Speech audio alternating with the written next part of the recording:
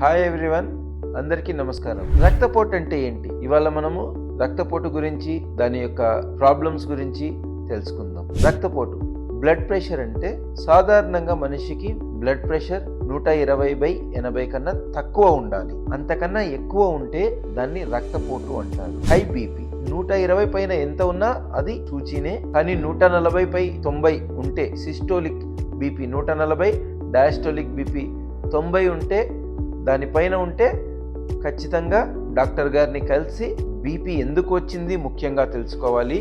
అది ఏదైనా family history లేదా మీ బాడీ హ్యాబిటస్ ఊబకాయం వల్ల, ఒబేసిటీ వల్ల వచ్చిందా, లేకపోతే మీ ఫుడ్ అలవాట్స్ వల్ల వచ్చిందా, లేకపోతే మీకు ఏదైనా హార్మోనల్ ఇష్యూస్ ఉన్నాయా, థైరాయిడ్ ప్రాబ్లం ఉన్న బీపీ వస్తుంది, కిడ్నీ ప్రాబ్లం ఉన్న బీపీ వస్తుంది, లేదా కొన్ని స్ట్రెస్ హార్మోన్స్ అంటాము, అడ్రెనల్ గ్లాండ్ అంటాము, అందులో ఏదైనా స్ట్రెస్ హార్మోన్ ప్రాబ్లమ్స్ ఉన్నా కానీ బ్లడ్ ప్రెషర్ వస్తుంది. సో అటువంటివి ఏవైనా కారణాలు ఉన్నాయా బీపీ రావడానికి అనేది మొట్టమొదటిగా చెక్ చేసుకోవాలి.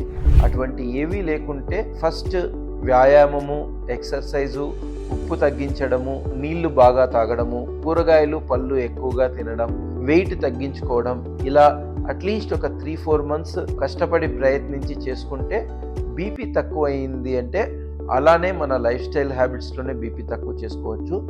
ఇలా అన్ని రకాలుగా ట్రై చేసినా కానీ బీపీ తగ్గట్లేదు అంటే మీరు బీపీని తగ్గించుకోవడానికి జీవితాంతం తప్పకుండా మందులు వాడాల్సి ఉంది. ఇలా మందులు వాడకుంటే మీకు కిడ్నీలు ఫెయిల్ అవ్వచ్చు, హార్ట్ అటాక్ రావచ్చు, మెదడులో రక్తనరాలు చిట్లచ్చు, మెదడు స్ట్రోక్ రావచ్చు, కంటి చూపు తగ్గిపోవచ్చు. కనుక మీరు బీపీని బాగా కంట్రోల్ చేసుకోండి.